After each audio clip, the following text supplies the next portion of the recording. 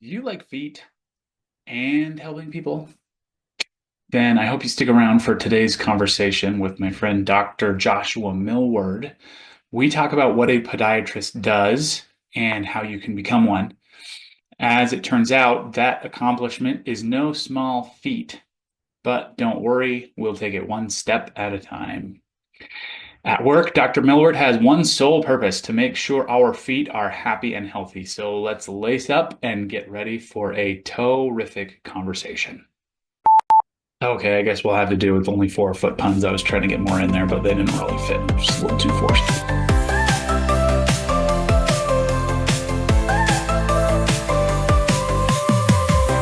Who are you and what do you do? My name's Joshua Millward, and I am a podiatrist. Okay, what is a podiatrist? So, podiatrist is a foot and ankle surgeon or doctor. Um, Podiatry has kind of evolved over the last 100 years from what's was called chiropody, which was essentially just taking care of people's shoe and foot needs, kind of, and sort of has developed over the last 35 to 40 years into, depending on your geography, like where you're at in the market that you're at, into anything from as simple as somebody that takes care of toenails in a nursing facility to somebody who does reconstructive surgery and total ankle replacements. So there's kind of a wide spread, I guess, field of what podiatry is. So I came in thinking, okay, Josh is a foot doctor. I'm Uh-huh. gonna ask him and now you, like, very first thing you drop in this thing called Sharapa something. Chiropody, yeah. Chiropody. So, like, Yeah. do you have to learn how to make shoes to Oh become a no. I mean, podiatrist? I have no idea what they used to teach, but yeah, I mean, I never learned anything. I learned like basic, like these are kind of types of shoes and whatever, but I mean, we maybe spent like 30 minutes on it and that was about it. So, Okay, that's fun. But you presumably you do know how to trim toenails correctly. I do. Okay, Yes. I Yes. probably don't. Maybe we'll get into that a little later. Okay. Bonus We'll see. episode, Yes, right? bonus Bonus episode. episode. Josh can teach me how to cut my toenails. That's right. That's right. Okay, so you're pretty new in your career, right? Tell us where you are, stuff like that. Yeah, so I'm in southwestern Oregon in Medford, Oregon, and I just so I just started my first real job, I guess you could say. Um, so I did 4 years of, or I don't know, it was probably 4.5 years of undergrad. I took a couple of years off, and then I did 4 years of medical school, 3 years of residency, and then a year long fellowship. So I've done a couple of years of school and stuff, and so now I'm in my first real job. Okay, so tell us about your undergrad. Did you already know that you wanted to be a podiatrist when you started college? No, I didn't know that I always wanted to be a podiatrist. I knew that I wanted to be a doctor of some sort, and kind of just going through school. Um, I had friends that were also trying to go to medical school, and so I talked with them. My dad is a podiatrist. That's kind of a like, oh, you do the same thing as your dad, and that's kind of more common than you would imagine, especially I think in some science fields. It seems like, Uh, especially medicine, it's kind of a there are a lot of people that are like, yeah, my parent or whatever is a doctor, and so it kind of falls that way. And my dad's dad is also a doctor, so I'm a third generation provider, which is kind of cool.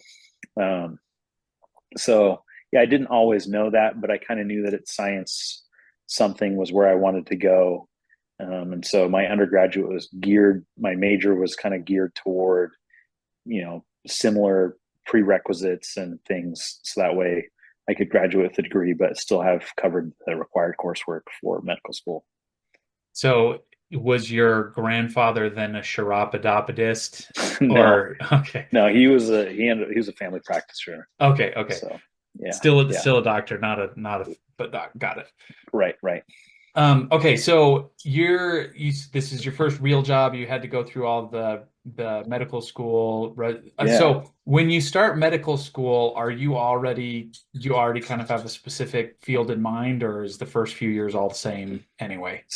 So podiatry is a little unique in that it's kind of like, uh, well, it's not kind of like, but it is in chiropractic school or dental school are separate educational pathways. Podiatry is similar in that it's also a separate application, it's a Okay. separate degree, it's a separate education. However, podiatry is covered by insurance, where most dental and chiropractics are not. Most dental and chiropractic educations are not. You're not required to have done a residency or Mhm. things like that.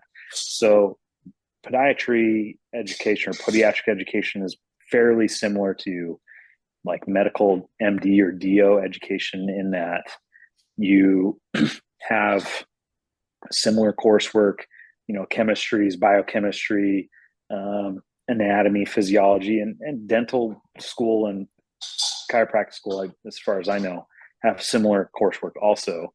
The Okay. biggest difference is with podiatry, dental, or chiropractic, all you're ever going to be is what you went to school for, right? Yeah. If you want to do more, then you're going to have to obtain other education that is going to allow you to do that. So, podiatry, all I'm ever going to be is a foot and ankle surgeon or doctor, right? Whereas if you go to medical school, you can be whatever you want. You could Okay. go do, you know, typically in medical school, yes, you do the first 2 years are the same for everyone. And you're doing research and meeting with people in whatever field you feel like you're interested in. And then typically in your third and fourth years, you're doing rotations in the fields or areas that you're more interested in. And then you apply to residency. And then your residency is what makes you what you're going to be. Um, Okay. so that was something that appealed to me, and is that if I went to podiatry school, all I ever was going to be was a podiatrist. Yeah. So I knew that I could do whatever, but I was always going to be a podiatrist. I met some doctors that they wanted to be an orthopedic surgeon, and then they didn't get into orthopedic surgery residency, and then they ended up becoming like an emergency room doctor, or they became a pediatrician or whatever because they didn't get their initial primary choice in field.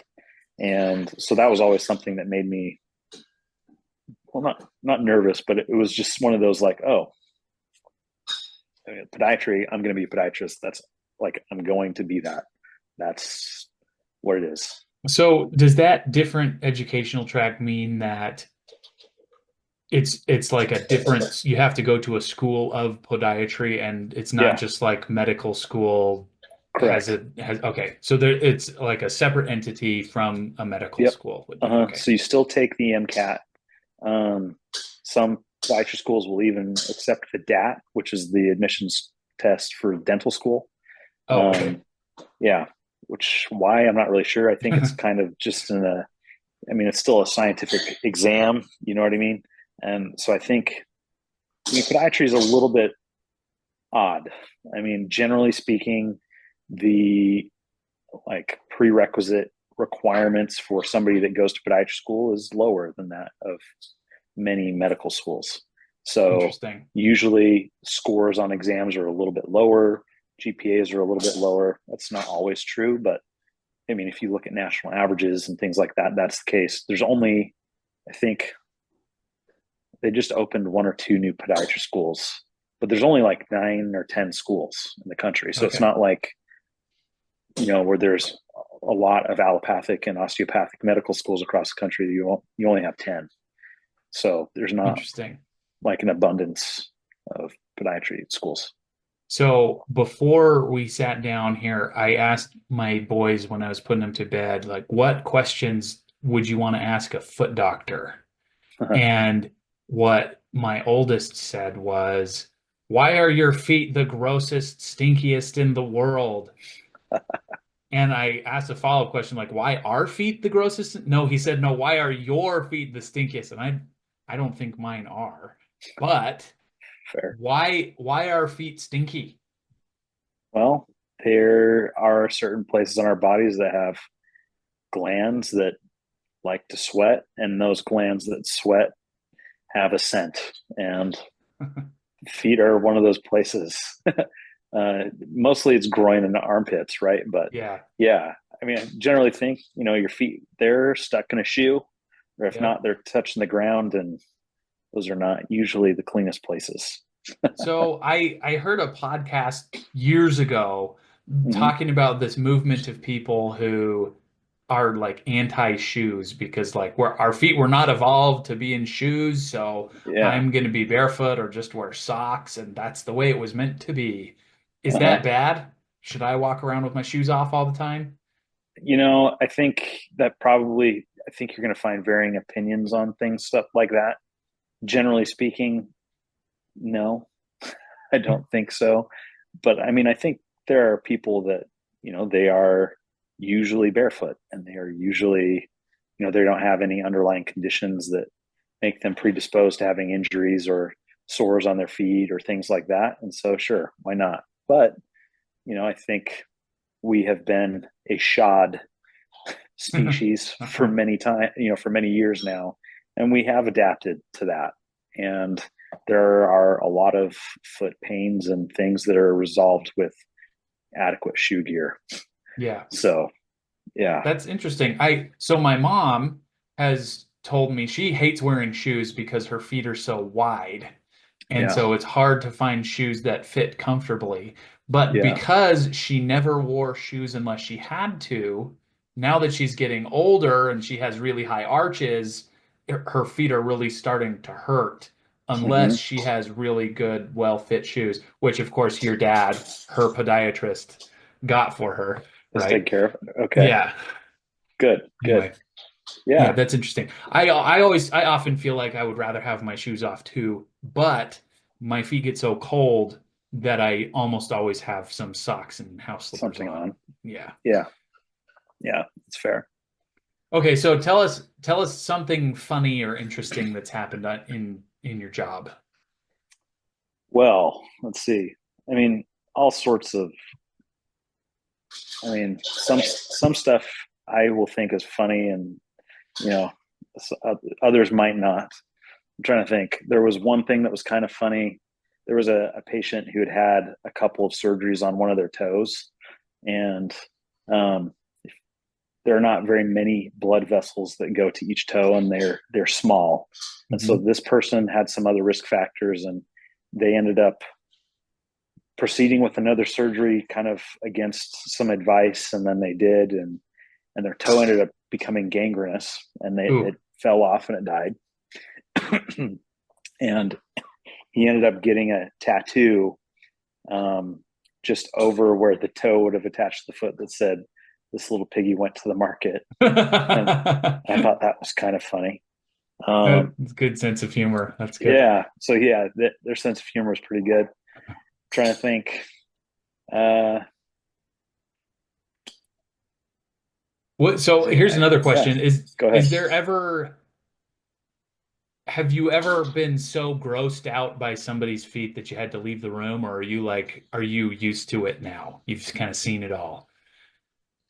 There's not a lot that I haven't seen. I mean, I've pulled maggots out of feet and legs. I've drained, you know, a lot of pus out of feet and legs. Uh, I mean, I've seen gangrenous toes, feet, heels. I've seen a lot of pretty gross stuff. I mean, that was something that I learned when I was a resident, and I was on a general surgery rotation. And I think most of the time everybody's like, yeah, oh, doctor, they're doing, I don't know, whatever, right? And most of the time people are like, yeah, feet, they're just really gross and whatever. Well, I'm there. I am on this general surgery rotation, and we're doing a wound vac change, which is a device to help with wound healing on somebody that had a large wound that went into their abdominal cavity from their backside, and it did not smell good, and it was gross, and it was one of those things that I was like, in the same time, the guy was like, "You're doing feet," and I was like, "You're doing butts." Like, you know, Fair, and fair. there was a surgeon that only dealt with like rectal problems there, and they're all over the place. But every field of medicine has wounds and has gross things, and I'm okay with them being on the feet. You know, it's I'm okay with Yeah, that makes my sense. spot. Yeah, Yeah. when I first think of it, it's like, oh, feet gross. Why would anybody choose feet? But then Uh you're huh. like, well, mouths are also gross. Why would anybody want to be a... And then I'm like, well, actually, the whole gastrointestinal tract is Yes. nasty. So And yeah, then I guess it it's gets all gross. it gets worse as you go exterior. Your genitals not always a great place there. Yeah, well, even dermatology, right? Let's look at Derm is this gross, man. rash. Yeah. Yeah. Anyway, that's Yeah. interesting. I happen to, for some reason, I know like three or four podiatrists, and I've kind of had that same Oh conversation with yeah. them, like, why feet? So for you, why did you choose feet? I mean, it was I had gotten.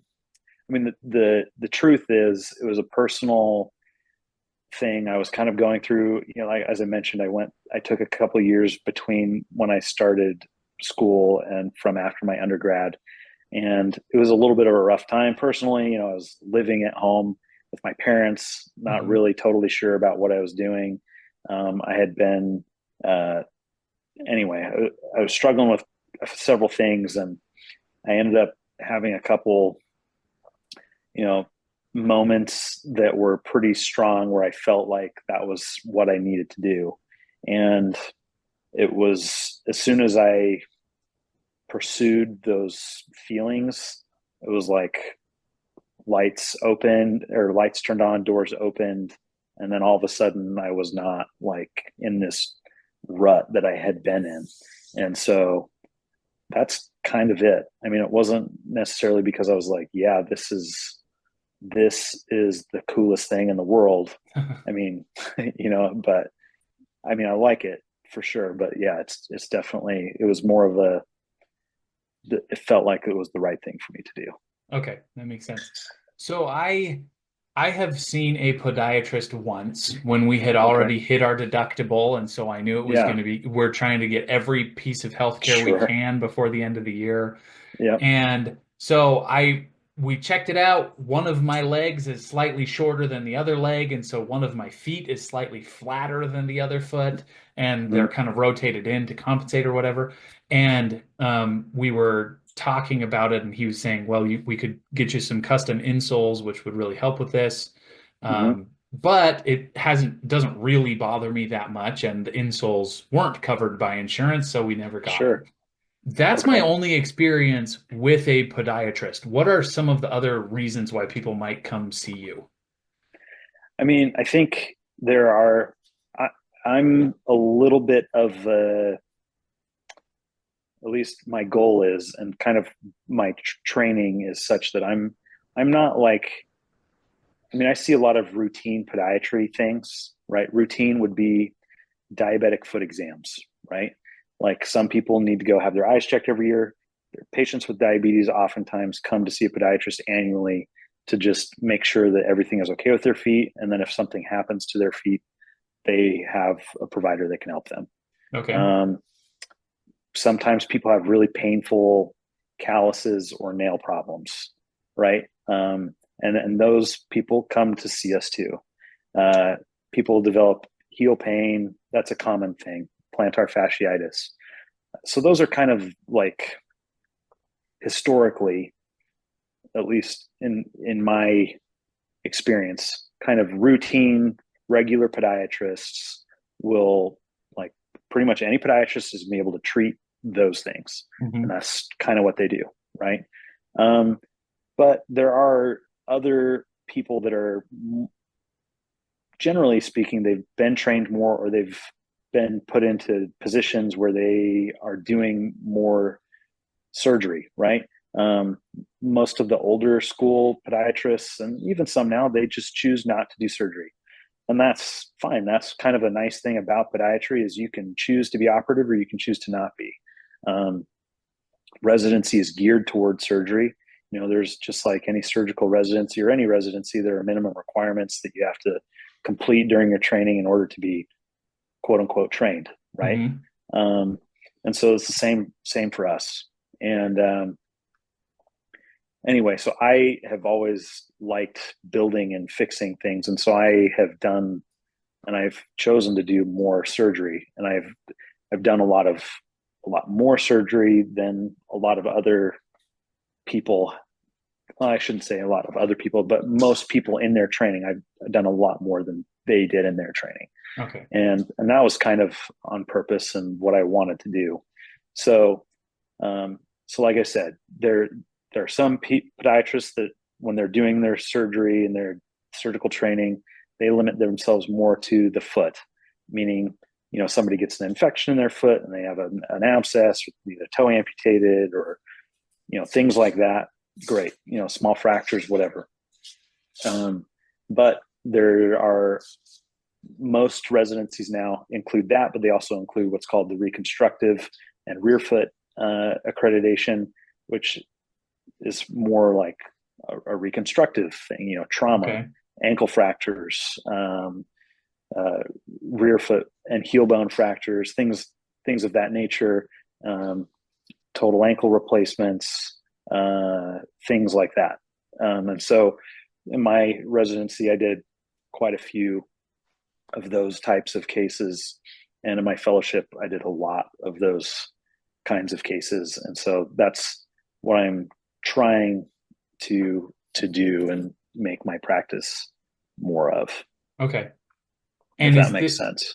that does make sense. And it's interesting because I never would have thought about it in that level of detail. I guess that's why we got to have these kinds of conversations because I don't know, Yeah, I my foot mean, hurts or like my foot got sure. injured. What? And yeah. Yeah. I mean, I think, there are a lot of different, like I said, I mean, you have a foot, whatever, like you call podiatrists and you'll get in and they'll be able to take care of you, right? But just like with anything, right? If you have an accountant and you've got five small businesses and you've got all these other things, you're going to want to go see an accountant that's, you know, proficient in helping small business owners rather than an accountant that primarily handles, large corporations, Yeah. right? And Right. so if you're a person and you have, advanced arthritis in multiple areas or a significant deformity, you're probably not going to want to go see the person that primarily does toenails, you Hmm. know? And And so, those podiatrists are out there, the but those toenail podiatrists are doctors. out there. Yeah. Yeah, Okay. exactly. Uh-huh. And so, and they're needed, right? I mean, there are people that are high risk for amputations and other issues that need assistance. Otherwise, they're going to hurt themselves and end up with other issues, right? And so there's need out there for that. Personally, I don't want to do that as Yeah. much, and so um, So bonus I episode canceled. I mean, I'll No cover toenail whatever, clipping. but I yeah, I mean, I like to cut people open and fix things. Well, if I ever get my ankle injured, the bonus episode can be you doing That's surgery on right. my That's ankle. right. That sounds great. We'll record it for everybody. Great. So, do you have your own practice there in Oregon, or are you an employee of a larger practice, or how does that work? So, um, podiatry is like most parts of medicine. There are, you can be an employee, you can be a part of a hospital, you could be part of a multi-specialty group. You could be I mean, there are orthopedic groups also that hire podiatrists because Hmm. there are sometimes it's easier to get a podiatrist to take care of foot and ankle issues than to get a foot and ankle orthopedist. Um, and or you could be in a private practice. So, during my residency, I trained at the Veterans Hospital in Albuquerque, but also at the Kaiser Health System in Northern California. And after that Kaiser experience, I really was like, no, I just want to be in the hospital system. Okay. You get a large swath of uh, pathology because there's a lot of people that come there. Um, you just you show up, you do your job, you get paid, and you kind of just do whatever is coming your way, and that Hmm. was really awesome. And then I went to my fellowship, and they made a lot more money, and they had a lot more control over their lives, right? When they were on call, what kind of things they wanted to do or didn't want to do. And then there are business reasons too, right? Like I mentioned small business. I mean, you're a small business and you can take advantage of certain benefits of being a small business owner. And so that was pretty enlightening for me, at least as far as what I wanted. And so, I mean, I applied for all sorts of different positions, but then there was a kind of just a happen chance. I mentioned something to somebody that I knew that I was looking for a job, and he said, "Hey, I should talk to this person." So I'm at a private practice here. Okay. Um, I am currently what's called an associate, which means I'm an employee of the practice, but plan is hopefully to buy into the practice so I can become a partner, and then um, I'm a business owner. So is it like you and one other doctor, you and a handful of other There's two podiatrists? others in the Okay. practice, so there are three of us. Mhm. Okay. Great. And then eventually you buy into that. And then if the other doctors are ready, they can retire and you can keep going. And Yeah, I yeah. mean, there's all sorts of dynamics, right? Usually, I mean, for a practice, most practices, you have to have so many employees just to cover the things that need to be done, right? Yeah. Whether that's coding or billing or reception or x-rays or whatever. And then you start getting the credentialing and surgery scheduling and all of this stuff. And so, at least with us, by having the more doctors you have, effectively you can start decreasing your overhead because those same people can do the same amount of work, even if it's one more doctor, right? Right. And Yeah. so, at least for us currently, three is kind of where we want to be. But there is one doctor that's a little older, is probably going to retire in a few years, and so I came in to replace one guy who had retired, and so Okay. um, Okay. and so yeah, so that person and this other guy will probably retire in a few years, at which point we'll probably hire somebody else. Yeah. Okay. Interesting. But hopefully, I'm a partner at that point, and I'm just making some of those choices. Yes. Right. This episode of What Do You Do is brought to you by my sweet wife, Camila, who takes care of the kids while I work in my office after I'm done with my day job so that I can put this project together. Maybe eventually someday we'll get enough subscribers and I will actually be able to afford a good video recording software instead of the free version of Zoom. The question we've all been waiting for, how much do you make? So that's I'll kind of give you a broad range of what you can make. Well, no, I shouldn't say most. A lot of minimum salaries are usually like the lowest you'll see are about 120,000. Okay. Um, so pretty much, if you're going to go clip toenails at like a bunch of skilled nursing facilities, or for some large, venture capital group that manages people that do toenails, you can expect to make it at least that. Okay. Um, most Every private practice contract is a little bit different, but a lot of times the starting salary is 120,000, and then once you produce a certain amount, then you get a percentage of the amount that you've produced. Okay. So, and that would be what's called, you start bonusing, right? Most of the people that I've talked to that are in a situation like that are usually earning 200 to 220 ish, Okay. right? Um, then a lot of times, if you're working for a hospital or a multi-specialty group, you will make more than that. Most of the time, those are at least 200, but some of them start you at 300, right? but many are more a production based model. So it's all about in medicine what are called RVUs or WRVUs, and essentially that's just a value associated with everything you do, right? Um, so in podiatry, like if you have an ingrown toenail, that's worth so many RVUs. Or Hmm. if somebody needs an injection, so many RVUs, et cetera, et cetera, et cetera, right? All the way to like, whatever surgery, each procedure in that surgery is however many RVUs. And so it's based off of how much you do. And so if you're able to do more, you generally make more.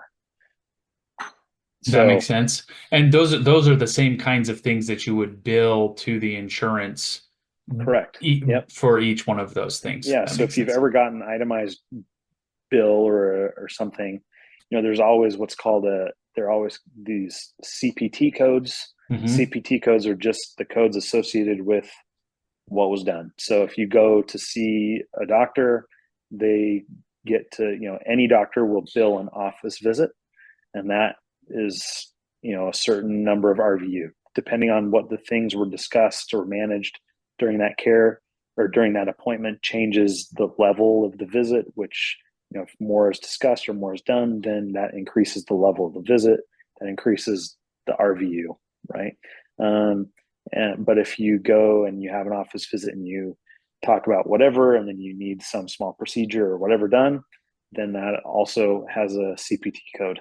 And so, anyway, so sometimes you'll see random numbers and it'll say surgery or whatever, and you didn't have surgery. And patients come in frequently and they're like, well, I didn't do surgery. And you blah, blah, blah, blah, blah. And it's like, well, no, I didn't do surgery, but I did this whatever.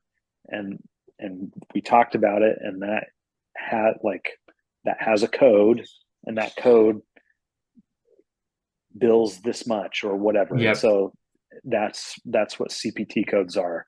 And so for me, I have a pretty good contract where it's basically, I get a pretty high percentage as far as of what my collections are, right? So I would say most private practice collections, like percentages from what I've been able to hear, are usually between 20 to 27%. High ones are usually 30, 35. I'm higher than that. Okay. Overhead, generally speaking, is at least 50. It's usually 50% or close to 50% of what you earn is going to go to overhead. So, So just so I understand this, it all depends on who you work for, what kind of job you have. yep. And then beyond that, if you're working for, say, a hospital, maybe you Yeah, just get your salary and benefits. correct. And if you're in a private practice where there's a little more ownership, then you get kind of your base salary plus whatever other extras you're bringing in. Yeah, yeah. So in a private practice, right? Like, for example, I mean, one of the doctors I work with, you said you saw somebody and they wanted to get you some custom orthotics, Hmm. right?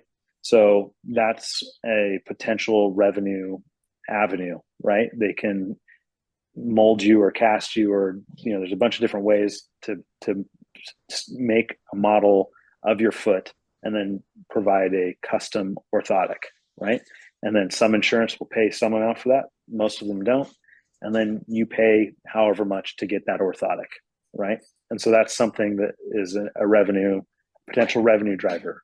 Yeah. um, there's a lot of like there's just a lot of things out there that you can add if you wanted to as a part of your practice that are ways that you can make more money, right? But the other thing with like a private practice is, if you buy into a building or if you own a building, then you are getting the rent from your business, right? Um, or if you buy into a surgery center or something like that, there are a lot of other avenues that you can generate other sources of income. Whereas if you're just an employee, then those aren't always opportunities. Like Yeah. if you're just an employee of a hospital, you may not, and you may not want those Yeah. things, right? Those are extra stresses. There's a cost of investment, all that stuff. And there are a lot of people that just don't want to do that. They just want to go to work, get their check, and go home. Right. A couple weeks ago, I talked to a veterinarian, and he also owns the building and the Yeah. practice. And so, in addition to working on all of the pets, he also has to deal with maintaining the building and Yep. everything else. Yeah. Hmm. I mean, when you explain it, it makes a lot of sense that there's all of these different things that could go into it, but there are also things that I would just never think about. Yeah, So, and you don't. And that was, I mean, that was part of, like I said, that fellowship. I get there, and one of the doctors is like, he is just, I mean, he's a great doctor, but he's also, he's a businessman, right? right. Yeah. And so like he helps develop medical devices. He knows, people that he can invest into different medical devices and things like that. And so those are other avenues. If you were to be employed by certain companies or certain hospitals, then you would be not allowed to invest in those kind of things. And then those are then opportunities for you.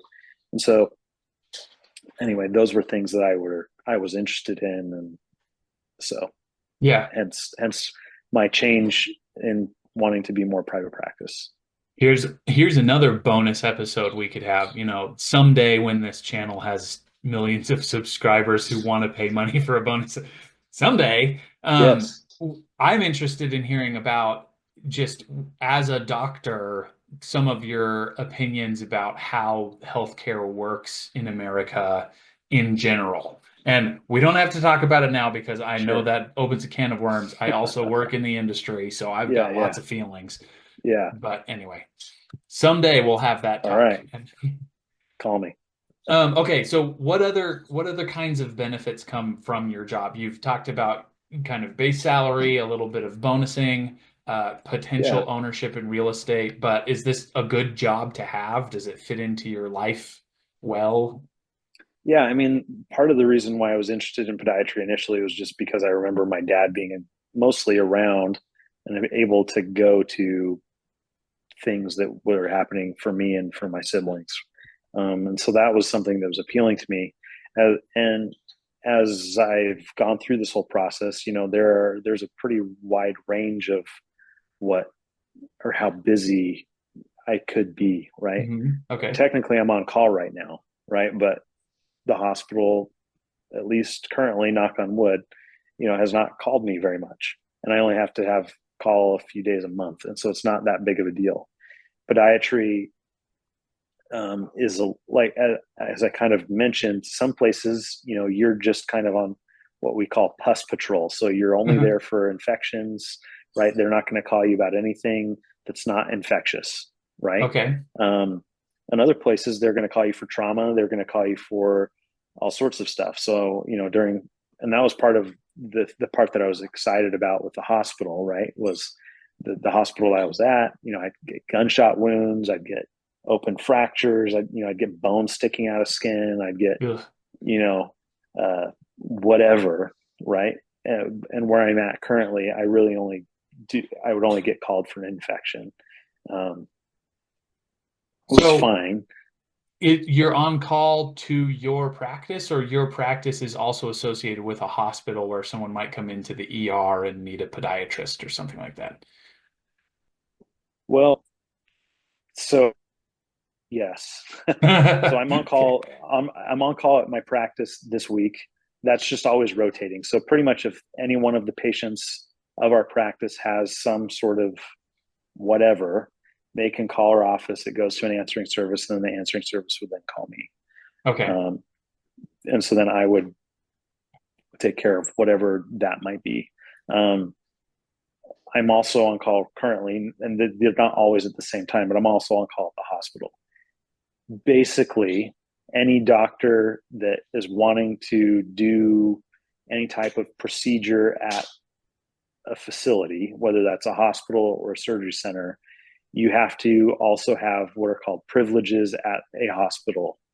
So if I want to work or do surgery at an outpatient surgery center, most of the time, those surgery centers will also require you to have privileges at a hospital. So that way, if Okay. something were to happen with one of those patients and they had to go to a hospital, you're able also to go there and take them and take care of them.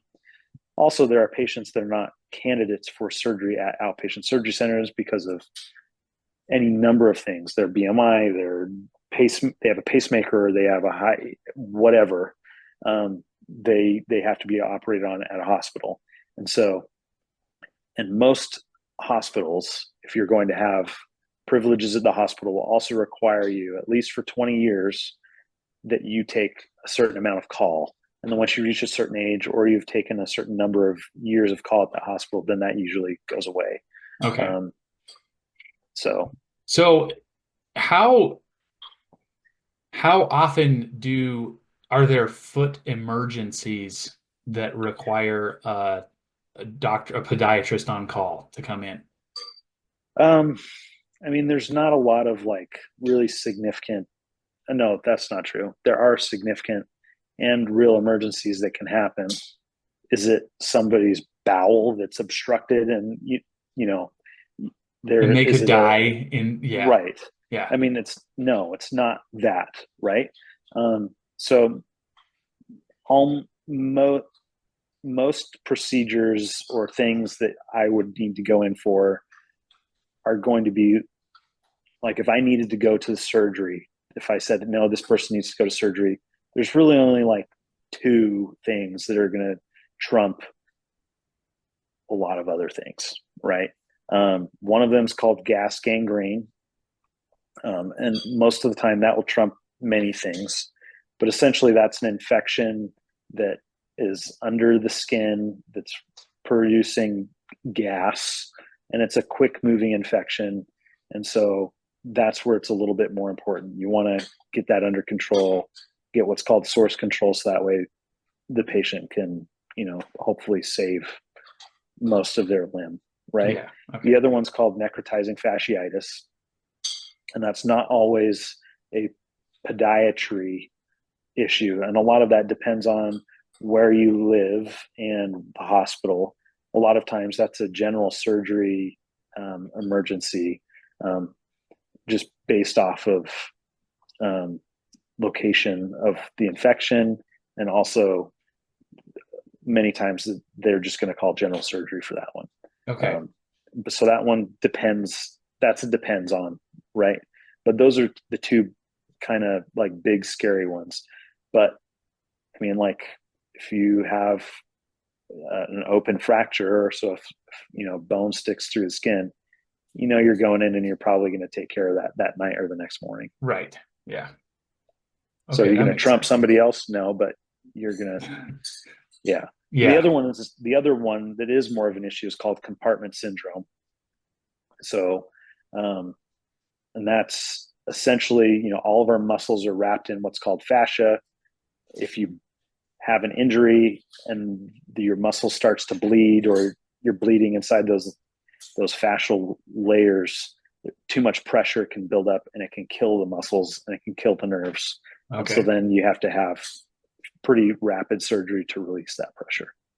So those Okay. are kind of the true podiatry emergencies. So no, not anything crazy, but you got to know what you're looking for. Right. And sometimes you might have to get woken up in the middle of the night. Yeah, I mean, in If, residency, I was getting woken up all the time. yeah, makes sense. Okay. Do you like your job? Is this a good fit for you and your family? Yeah, I mean, right now, it's, the last 4 years have been a lot, been really busy, been gone a lot. And so I've Mhm. definitely missed a lot of things. Um, and so I think, generally speaking, if you're going into medicine, you're going to miss a lot. Like, that's just kind of how it is. Um, it's just how it is. Yeah. Um, but now at this point, no. I mean, I'm able, and that's the nice thing about private practice. I'm able to put it my schedule to be how I want it to be. Right. So one of my daughters has a donuts for dads thing at preschool in a couple weeks, and so I blocked my schedule off, and I'm Yep. going to go to that. Right. Um, so that's nice. I mean, right now we're still, we're like almost 6 months into it here. And so there's still a little bit of figuring out, like, okay, how do I manage my schedule best? How do I not, try to bring work home? How do I try and work as effectively as possible so that way I can maximize my earnings, but also maximize my time at home. And so, yeah, I mean, I think generally speaking, it is good for me and good for my family. There's stress with it, but there's stress with anything. And so, Okay, yeah, great. Yeah, that sounds like, and even just as you described your dad being able to come to stuff as you were growing up, it seems like it's a pretty decent work-life balance kind of a career. yeah. I mean, I think as far as medicine goes, it's pretty good, right? We do procedures. Procedures pay more money, which is nice, right? So generally, people in medicine that are doing procedures and things, like as I said, generally they make more money than those that are not, and so that is something that is nice. But a lot of people that have to do procedures have to take a lot of call, Yeah, and and we don't. Well, at least in my current setup, I do not have to take a lot of call, which reduces how busy I am, which right. is You great. can say with high confidence you will make it to Dad's with Donuts, Correct. Yep. and you're not going to get called into work at the last minute. Right. Right. Yeah. Mm-hmm. Or your dad can say with high confidence he's coming to the marching band competition, Exactly. where Dr. Millward was the drum major. I'll just point That's that right. out for the That's right. world. I was the drum major. That's right. I was never the drum major. Hey, that's okay. You were the brother of a drum major. So There we go. Two actually, two drum that's majors, true. That's true too. both sisters. Yeah. That's right. Okay, so you've talked a little bit about medical school, how you got this job, Yeah. your educational background. What are the kind of, if somebody wants to get this job, besides signing up for the right school or taking the right tests, what other things would make a person successful at being a podiatrist? I think, I mean, generally speaking, you hear people talk about bedside manner, communication. Um, you need to be task oriented. You need to be able to triage or prioritize things, right?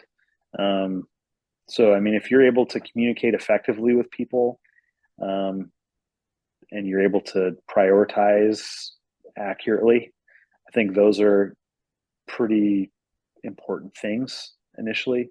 Um, if you can do that and you're able to memorize a whole bunch of stuff, like you'll figure it out. I mean, I don't know that podiatry necessarily is.